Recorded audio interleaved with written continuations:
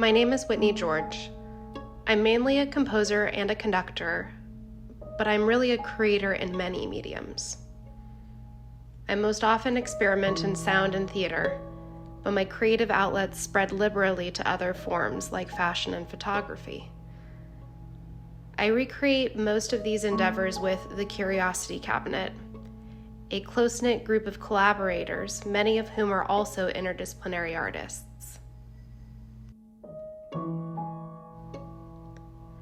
My notebooks are an important part of my identity and how I think about things and the interconnectivity of it all.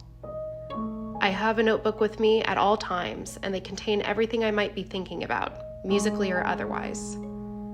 There are things as mundane as grocery lists here, or as interesting as large-scale form graphs for theatrical works.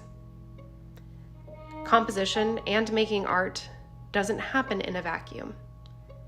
The life I lead impacts who I am, and therefore, the art that I make. My art is a representation of me. How can my life not impact my art?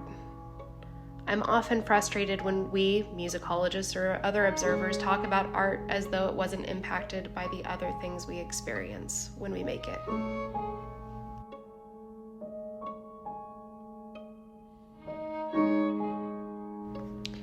This is my studio space where I make music. This is probably the space that's most important to me, and the look of this space has changed drastically as I've moved from place to place in New York City. A lot of my sketches start in my notebook or as voice memos to myself, terribly singing an idea that I had while I was out and about. When I'm crunched for time, ideas often start right at the computer for the sake of convenience. Being especially proficient in notation software doesn't inhibit me working this way, but I will make sure to approach raw materials in a variety of ways, especially when I feel like I keep writing the same thing over and over again. Most often, larger scale forms and macro aspects of my music are conceived at the piano and scribbled on staff paper, and finer tuned things go right into the computer. As technology changes, I'm interested to see how my writing of music changes. We are forever impacted by the medium we express in. Chasing Light is a multi-movement work for Pierrot ensemble that I started in 2015, the same year I started taking photography more seriously. Photography is something I used to love as a kid as well. I was constantly asking my parents to borrow their camera to take pictures. And one of my first jobs in high school was working in a photo lab at a local drugstore. At that point, I learned all about darkroom processing.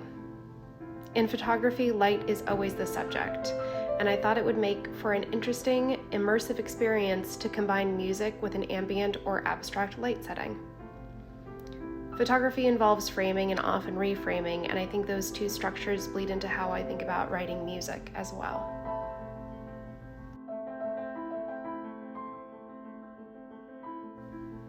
Like a number of my works, this piece has taken years to develop and is in its final stages now. I have 3 more movements to write, and the Curiosity Cabinet will be recording the movements I've completed in the last couple of years later on this July at Pinch Studios, releasing the project on vinyl. I'm particularly excited about this recording, which will be my 3rd release with Pinch Records. Not only is this piece many years in the making, but we'll also be recording it to analog tape. I'm a huge believer in the medium impacts the message, and Chasing Light has a number of mediums, from the photography inspiration to how we're preserving it. I find it difficult to label myself as only a composer and conductor when it's clear I have so many other outlets of expression that I feel confident in using and experimenting with. I pay attention to the way things look, how colors and textures play with one another, and these creative elements make their way into my sense of fashion, the places I explore, and the environments I surround myself with.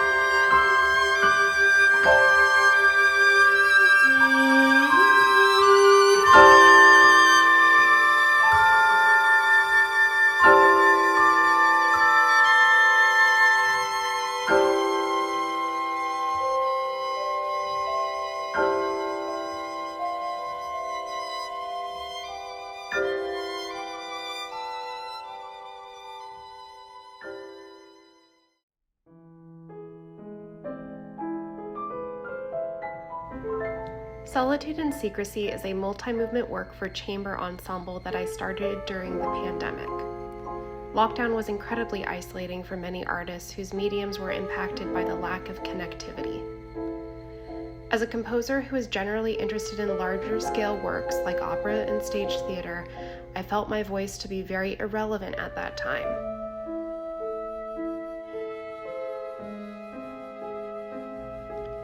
I also became keenly aware of my lack of small ensemble repertoire, like pieces for solos, duos, and trios. I think that constraints breed creativity, and that working within limitations is good for the creative process, so I started on a set of works that performers could realize on their own.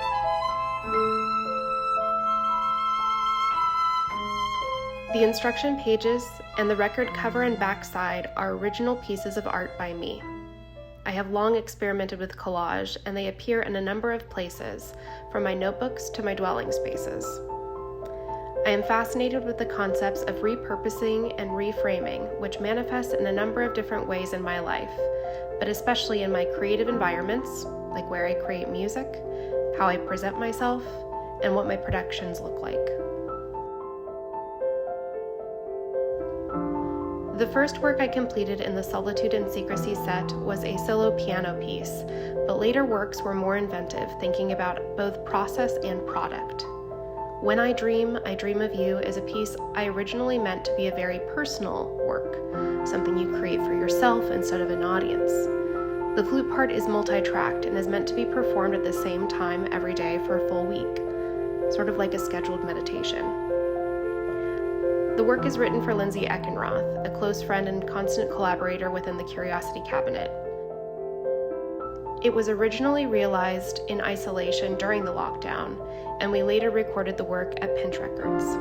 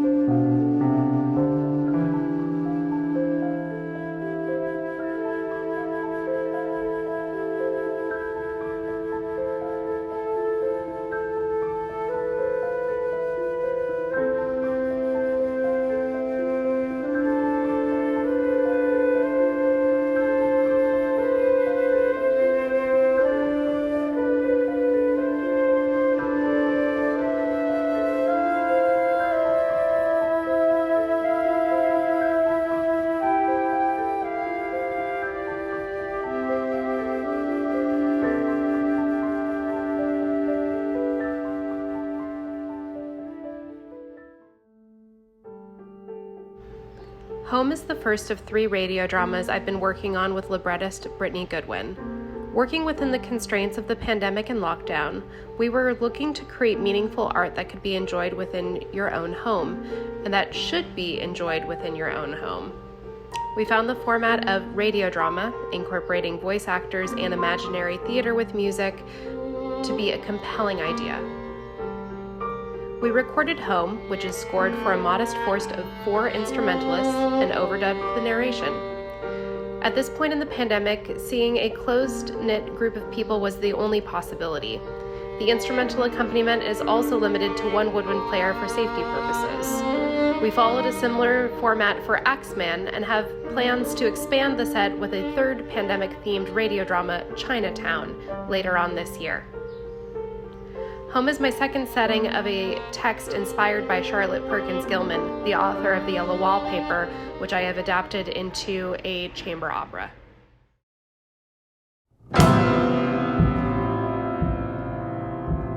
The house swallowed me like a horse pail.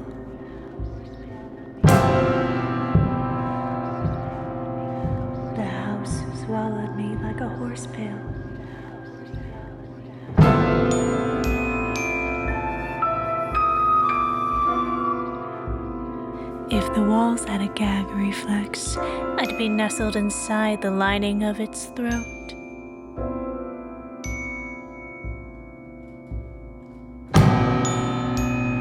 Which is the hallway? Which is the precipice into the home?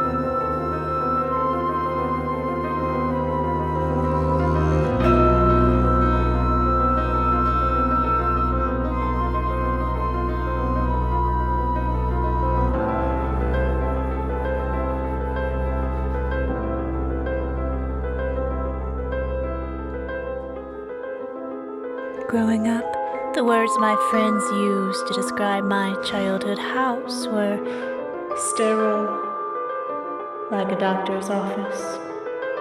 My mother forbid me or my father to go into the living room. A meticulous maze of plump cushions and precious moments figures commemorating no such thing. My father was dying.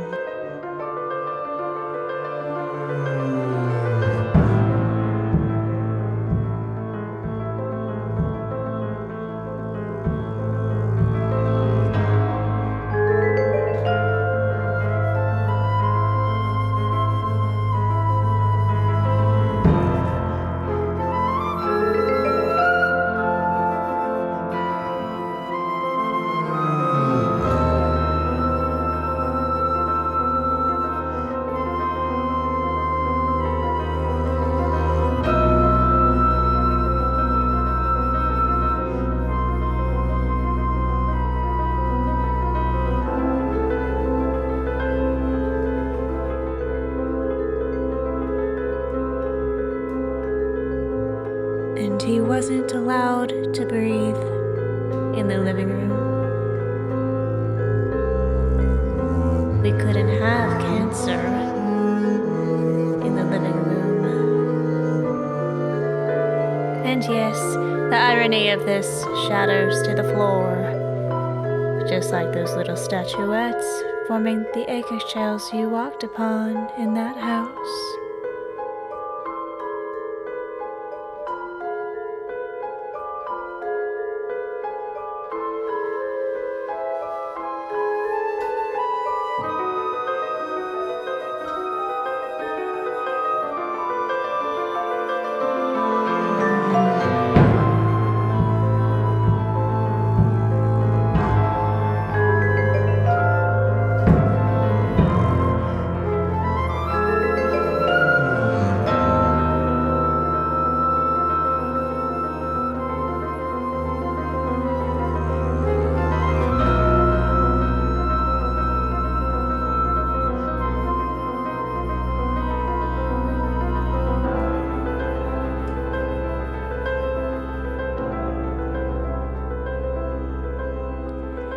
I am 30 years old, and my feet are forever calloused over.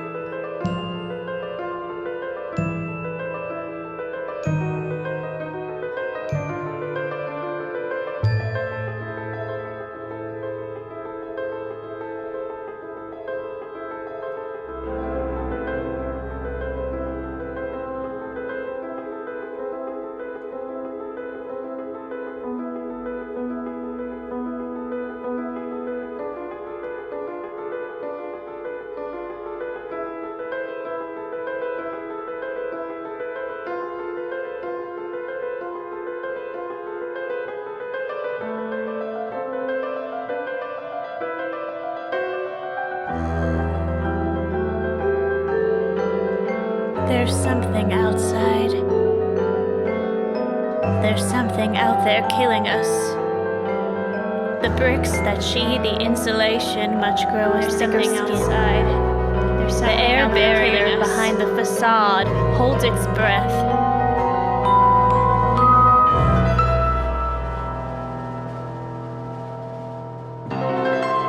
Everything inside is rattling.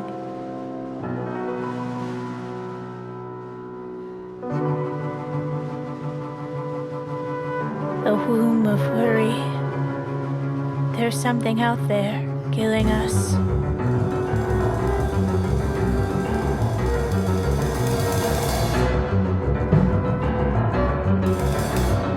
There's something out there killing us.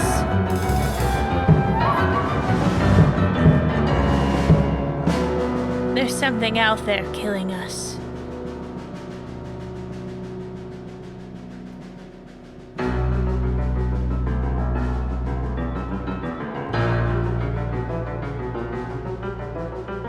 Airflow. I clip their wings weekly, and I plant more.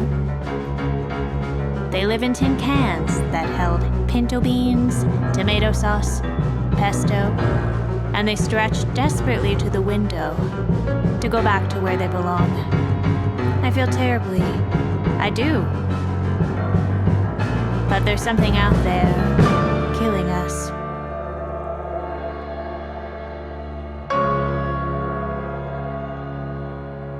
I tell them, when this is all over, I will give you a new home. No constraints, no aluminum. Little succulent sacrificial lambs to breathe. What could be contamination in me, but they live. I say goodbye to all the thrifted trinkets that sit idle in their idolatry. Take my finger, and in the straightest line I've ever made,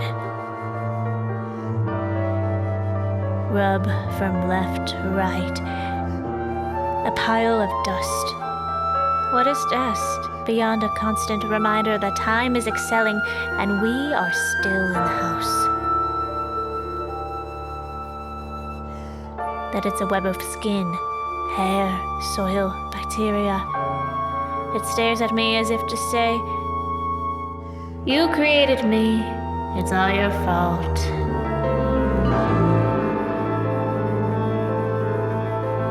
What is there to do?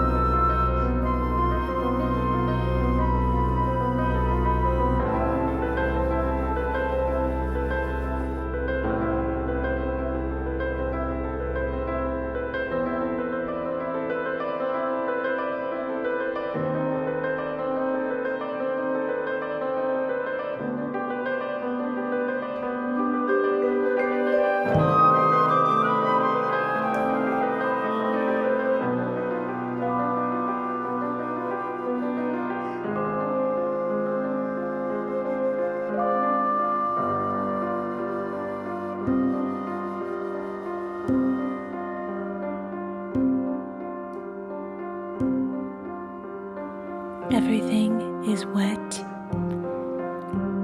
Every board on the floor, on the cabinet, shelves, tables, they smell like pine. Between the plants and the pine and the dewdrops,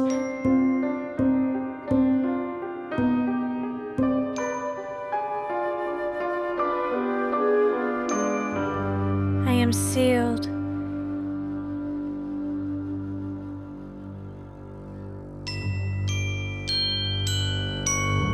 Inside.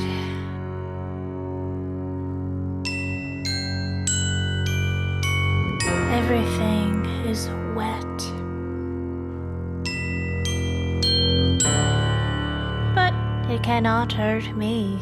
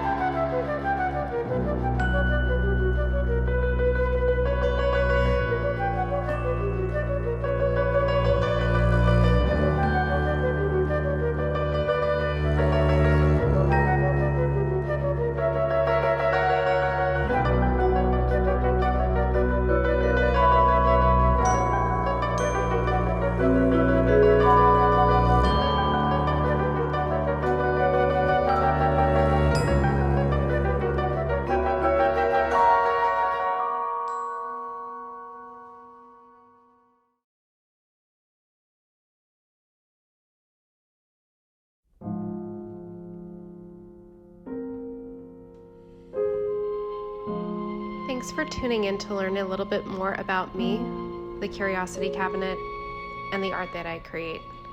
If you're interested in staying abreast of my projects in progress, check out my social media channels and my website, whitneygeorge.com.